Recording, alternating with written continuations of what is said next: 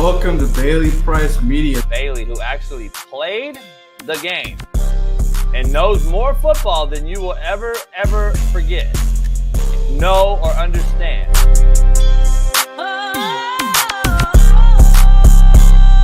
Man, shout out to Bailey Price Media. I am so excited to see what you're going to do with this channel. Everybody like, subscribe, comment, follow Bailey's journey. This is going to be real good. I'm excited for you, brother.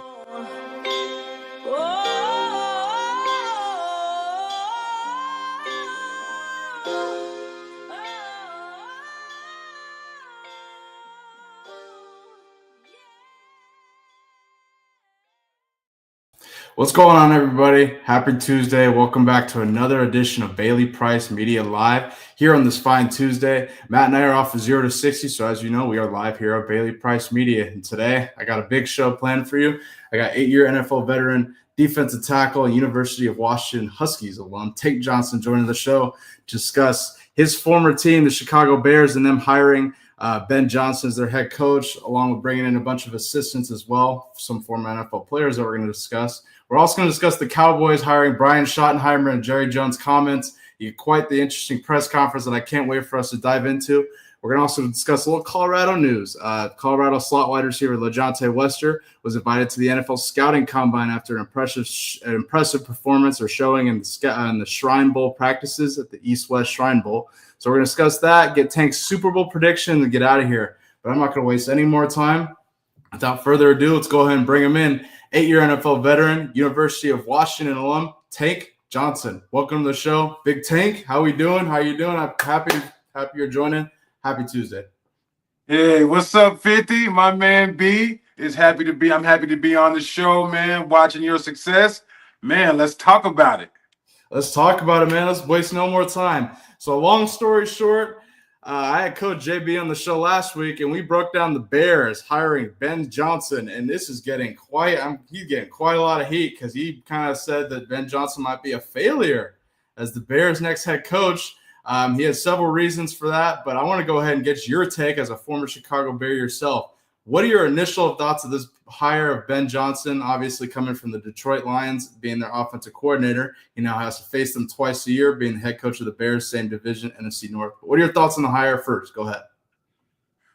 Well, my initial thoughts on the hire is that the Bears are chasing their mistakes, okay? So when you look at offensive coordinators, even successful offensive coordinators, they tend to be kind of like mad scientists. They sit off in the side, they make decisions, and they communicate mostly with the quarterback, right? And so you saw with Jared Goff, his success over the last couple of years, that's been, primarily with Ben Johnson.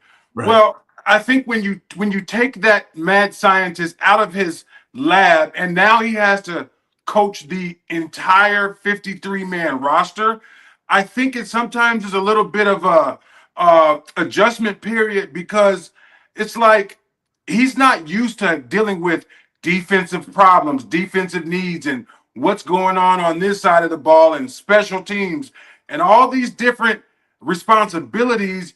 But I think the Bears, knowing that they got Caleb Williams, I mean, he had an up and down season, but I think that the Bears are like, well, shoot, man, we took this kid number one. We have to invest in him. We have to get him the best possible scenario for him to have success.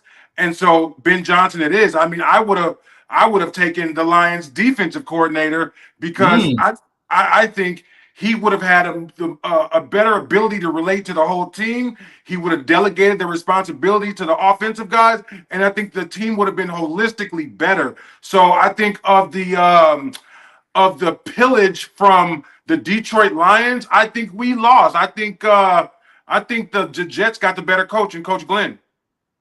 Wow, that's a great answer. And I got to ask you, you make a point, and this is the point that JB made last week that all the Bears fans seem to be really upset about. Ben Johnson's transition from an offensive coordinator to a head coach. Obviously, different roles. You mentioned he's going to have to, not just call plays. He's got to manage the whole team now, whether that's defensively, special teams, dealing with the personnel, delegating responsibilities. Kind of talk about that. Do you have any concerns that Ben Johnson may struggle with that transition from OC to head coach? Well, I think, you got to give any, first-year head coach the benefit of the doubt and the ability to make some mistakes.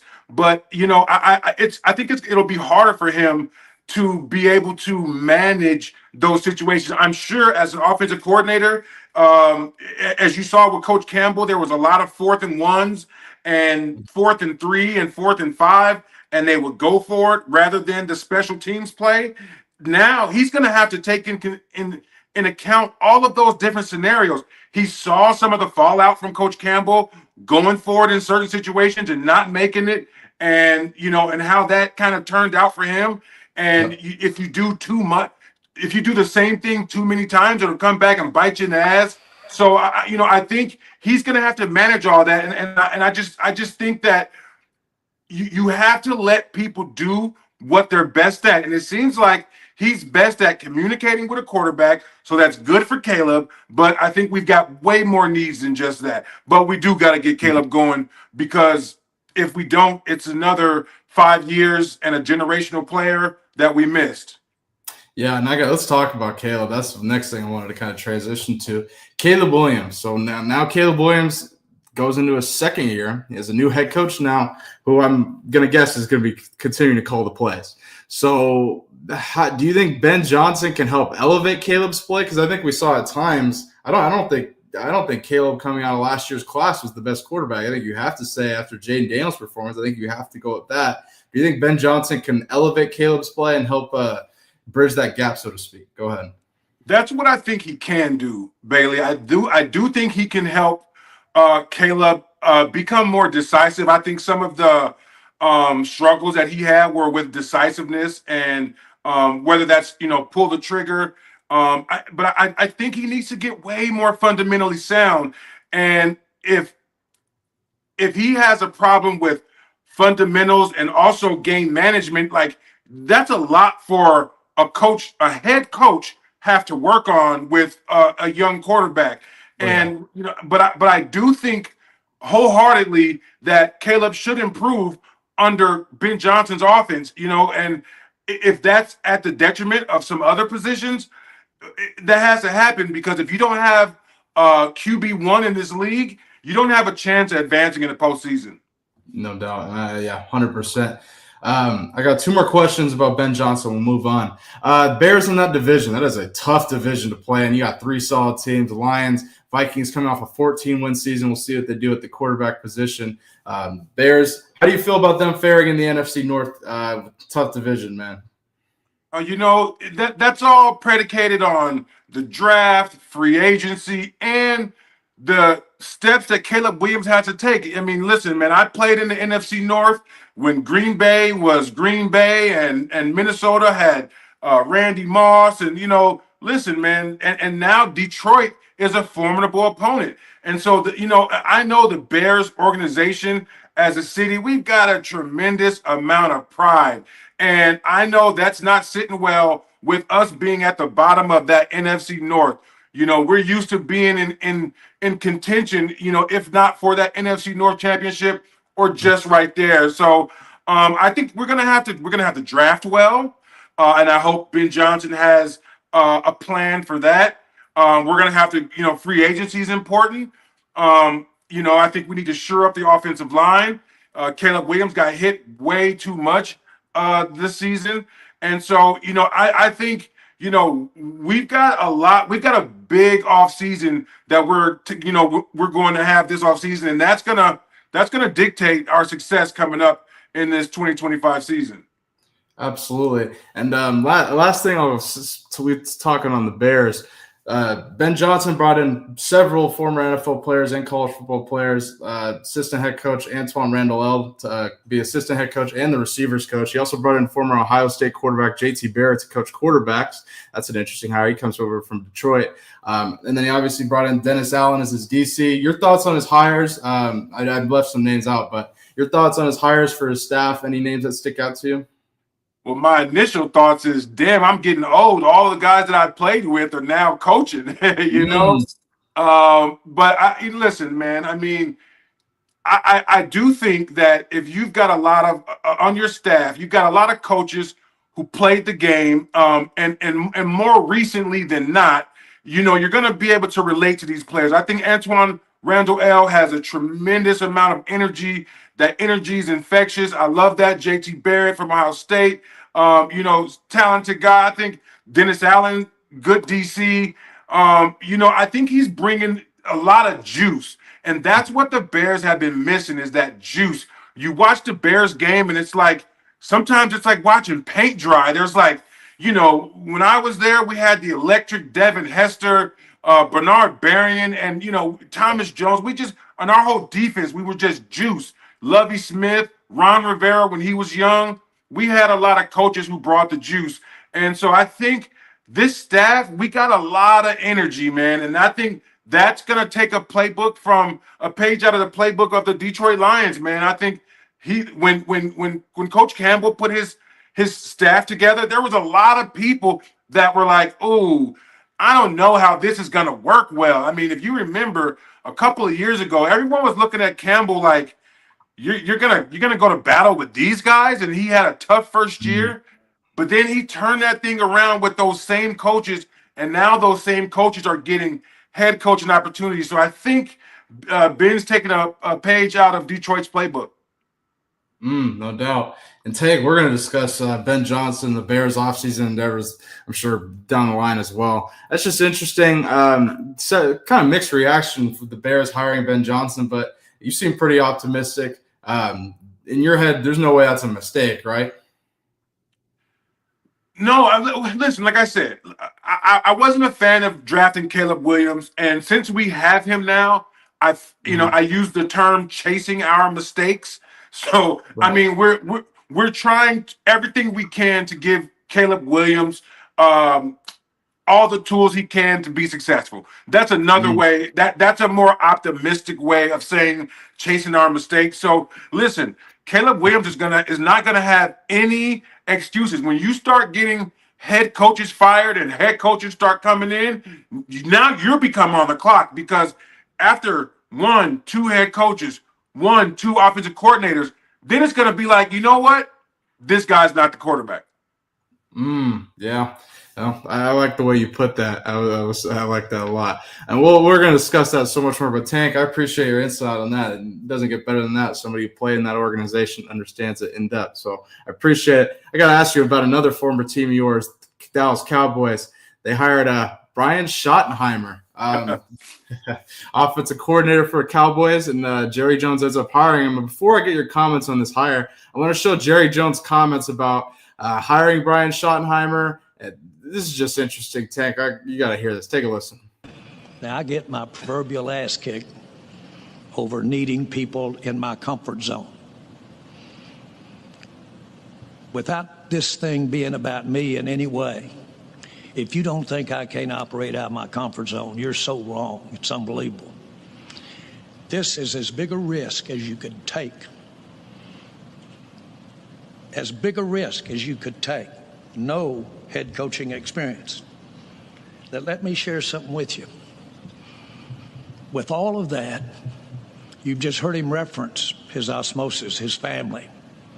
Anybody in this room that doesn't believe the apple doesn't go far from the tree has missed it someplace down the road.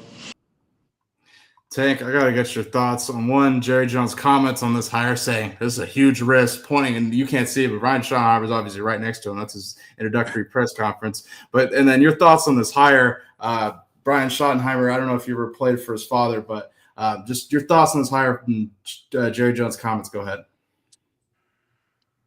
Listen, man, Jerry Jones is one of, if not one of the greatest owners in NFL history. And when he's gone, we're going to miss Jerry Jones. Jerry Jones is one of the true owners that tells it like he feels it and doesn't give a shit what you say about it.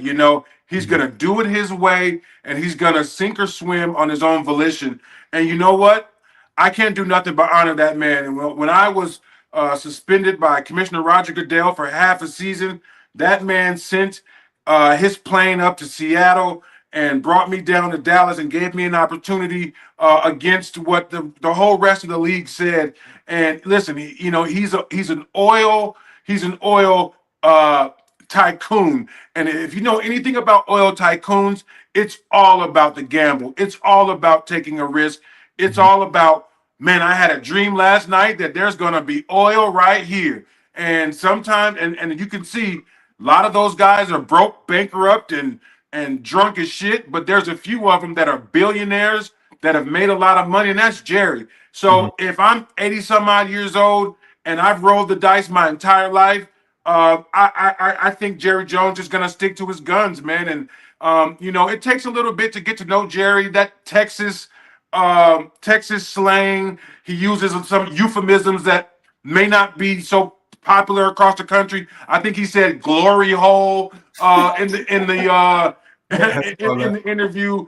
And if you know what a glory hole is in oil, that's digging 20 feet down and striking gold. And America on that Pornhub, they think it's all about the glory hole on Pornhub, but it ain't that, man. Jerry Jones is an 80-year-old man who's been wildly successful, and to be in his orbit is to be around a very, very capable man. No doubt, no doubt. And like you mentioned, the oil business, all about risk. I don't know if you saw Jerry Jones there's a new show about, ironically, oil tycoons called Landman. Jerry Jones made an appearance. I don't know if you've seen that, but not bad. You're a pretty good actor. I did. I was like, I didn't get any, prior information he was going to be on there. My wife and I, we were really into that show. And to see him on there, and man, he's acting chops. I mean, really, he was just being himself, but it translated really well on screen. Good for Jerry. Yeah, absolutely. Absolutely. Shout out to Jerry. Let's go back to his hire. Brian Schottenheimer, Jerry Jones elects to pass on Deion Sanders, pass on Kellen Moore, pass on all the other people that he interviewed. He didn't interview Prime, but he interviewed Kellen Moore and others. I got to get your thoughts on this hire. Brian Schottenheimer, obviously the son of legendary coach Marty Schottenheimer. But Matt, I don't know if you ever played for Marty Schottenheimer or not, but Tank, no. But what are your thoughts on this hire? Go ahead. Well, I'll say this, okay? When I played for the Cowboys, I watched Jerry Jones come out of his box onto the field, stand right next to Wade Phillips, cross his arms, and say, "Throw the ball to Terrell." He told Wade Phillips to throw the ball to Terrell. Jerry Jones, and I mean no disrespect by this, he needs a lapdog. He Coach Prime, these coaches with this huge ego, a lot of coaches who had big bravado didn't work with him because Jerry Jones feels as if he runs the show, and he does.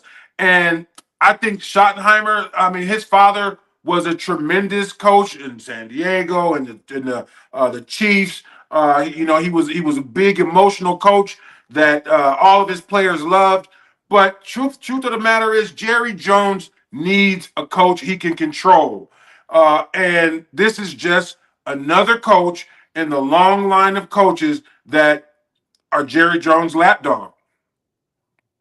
Yeah, that's what I wanted to ask you. This screams to me like somebody that Jerry Jones can control. And I don't know if he had an issue with Mike McCarthy. It's just odd letting Mike McCarthy go in the way he did. He didn't let Mike McCarthy go interview for the Bears job. That's interesting. And now you go and hire your OC. You don't hire Prime. You make all this noise about reaching out to Deion Sanders. Prime was never going to coach for the Cowboys. Prime was never leaving, first of all. I'll say that myself. But Prime will leave eventually, but it's not going to be this year, and it's not going to be this situation. But, somebody that you met, like you mentioned, Schottenheimer, somebody that Jerry Jones can control. I got to ask you about nepotism in college football coaching and NFL coaching. JB and Smitty had an interesting debate this morning because Rich Rodriguez hired his son at West Virginia and now his daughter at West Virginia to some front office thing. And anyway, I got to ask you about nepotism in college coaching and NFL coaching. How do you feel about it? What is your take on it overall?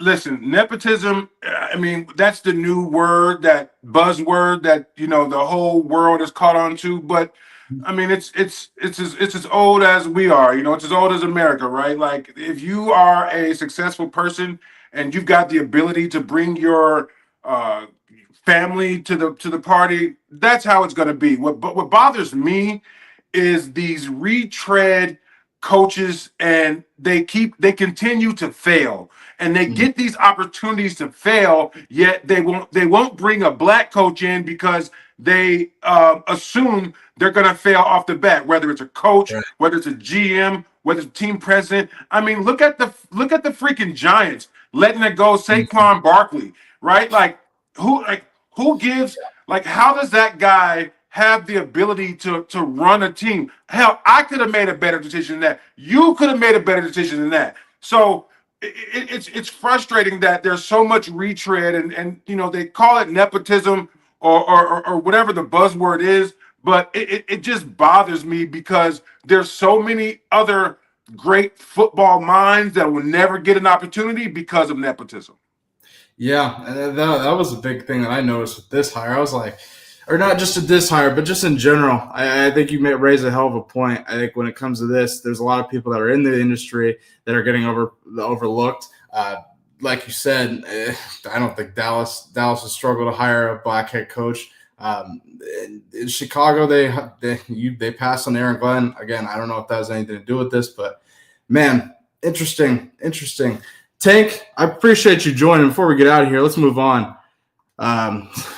You mentioned it, Saquon Barkley. So let's talk Super Bowl. Eagles take out the Commanders in the NFC Championship, obviously, to face against Patrick Mahomes and the Chiefs, who are trying to three-peat. Tank, let's get your Super Bowl predictions, thoughts. What are your thoughts on this matchup and your predictions? Go ahead.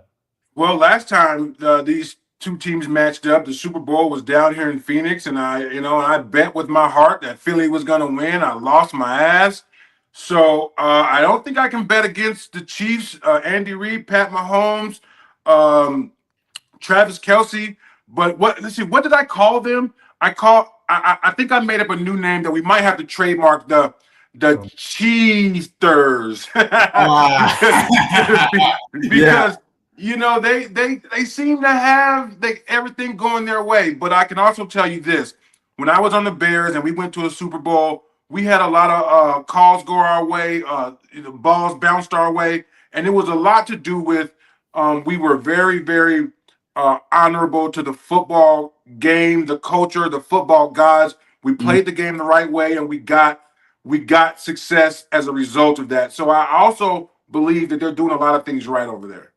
Yeah, no doubt. And one thing I want to highlight with Kansas City, I get they got a lot of calls that go their way. And yeah, as a gambler or somebody who has bet against them this season, yeah, it does kind of piss me off. But at the same time, like you mentioned, they're a team that does everything right. Defensively, they're sound. They're sound offensively. They're very, very efficient. So you got to give them a lot of credit for credit's due. And if they end up going three-peating, it's just – you got to look at it like, is this one of the greatest runs ever? I mean, how do you view if they three-peat, how do you view this Chiefs dynasty and their legacy? I mean, listen, they're on 3. The Patriots had 7. I think they got a long way to go before they're considered to be that. But listen, man, they are the team of this era, man, and there's nothing to go against that. Pat Mahomes is not like the most likable character, which I think goes into a lot of the hate on the Chiefters. So I just don't know. But in this generation, they're doing well. Yeah, no doubt. And you kind of gave your insight to your prediction already. There's no way you bet against the Chiefs again. No way. I listen. If you look at the Eagles offense, they run the ball and they look for explosive plays, and that tends to take a lot of the clock. And I think the Chiefs can score a little bit more explosively. I don't think, if you look at Hurts versus Mahomes, I don't think that's even a competition. I think Mahomes is a far superior quarterback. He's got a lot of weapons, and I think that's the difference in the game. That would be huge. I agree with you. I think when it comes to a quarterback competition, yeah, there's no second thinking that. I think Mahomes is far superior. Now, can the Chiefs? This game to me is all up to Steve Spagnuolo. How can he stop Saquon Barkley? Because I think that if he can stop Saquon Barkley, the Eagles have no shot because Jalen Hurts is not going to go and single-handedly win them the game. No way. I think we've seen multiple times this season that Saquon Barkley either has won them a game or saved them or whatever. He has elevated that team, who obviously has a hell of an offensive line coach who has developed that offensive line, and here we are. To me, it's up to Spagnuolo. As a prediction now, I can give it on my show. I would roll with – I think it's a lower scoring game, so if you're betting it, bet the under. And give me Philly. But, again, I wouldn't really put a lot into that because it's the Chiefs, man. You never know. This is the NFL. So, man. Tank, I got to ask you, before we get out of here, did you participate in the scouting combine? I did. You did. Okay, perfect. Well, you can give some insights to this perhaps. Colorado wide receiver LaJohntay Wester was invited to the scouting combine after an impressive performance at the Shrine Bowl. The Shrine Bowl obviously takes place in 2 days, January 30th, and LaJohntay Wester has really made a name for himself in Shrine Bowl practices. I'll just show a couple routes here, but giving a kind of a backstory about LaJohntay Wester, who may have been overshadowed on Colorado's team due to, obviously Travis Hunter. You got Jimmy Horn, Will Shepard, loaded receiving core over there. The Shador Sanders threw the ball to. But I got to highlight LaJohntay Wester, who ends up getting an invite to his scouting combine. Pretty big news. And he obviously caught the Hail Mary, Colorado versus Baylor. This unbelievable play. The Shador just hucked up here. Here you see LaJohntay catching it. Hell of a catch. Tank, I got to ask you, as someone who participated in the scouting combine, I understand it may have been a while ago, but what can LaJohntay expect headed into that, and what should he prepare for, and what should he expect? Go ahead. Well, listen, man, when you get an opportunity to go to the combine and be in front of all those teams and GMs, you got a chance to make yourself some money, because when you only have a pro day to, run your times and all your stuff, that's one shot. Now you get 2 shots, you get twice the visibility, you get, twice the opportunity to let somebody fall in love with your character, your playmaking skills. And it's a great opportunity. There's always a couple of guys who get invited late to the combine or things like that because they caught somebody's eye, and undoubtedly it makes him more money. So good for the kid. It should bring him way more opportunities to be seen.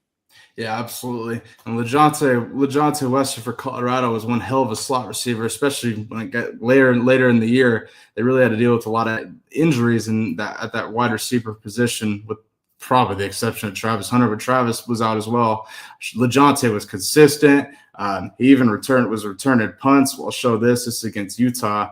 But LaJohntay ended up getting a punt return as well. And so that kind of brings me to my next thing. His NFL comparison, he actually took a picture with this guy at the Shrine Bowl. My NFL comparison for LaJohntay Wester is Tyler Lockett, Seahawks legend, slot wide receiver, who also returned kicks for them at one point. I think he's a hell of a player, and I think this is a hell of a comparison for LaJohntay Wester if you were to look at, kind of an NFL comparison, so to speak. But shout out to LaJohntay Wester, earning an invite to the NFL scouting combine. He is not afraid. He's someone who's not afraid of earning it. When he was at Colorado, he ended up earning the number 1, because when he got to Colorado, he transferred from FAU last season. He wanted that number 1, and Coach Prime, that number 1 is not something he just hands out. So LaJohntay Wester, after an impressive season, ended up earning that number 1 from Coach Prime. So LaJohntay is someone who is not afraid to work hard and earn it, not just have it handed to him. So shout out to LaJohntay Wester. Big Tank, I appreciate you joining the show, man. Thank you so much for joining. I really appreciate it. I hope all is well with you and your family, man. And how's that Arizona weather, man? Better than here?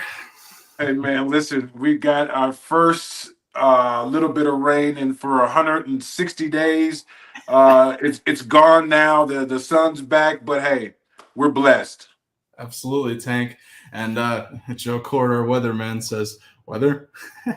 But Tank, I appreciate you. Thank you so much for joining, man. I'll give you a call offline sometime. And as always, I'm a phone call away if you ever need anything. And those watching, as me as well, we appreciate you joining. Thank you.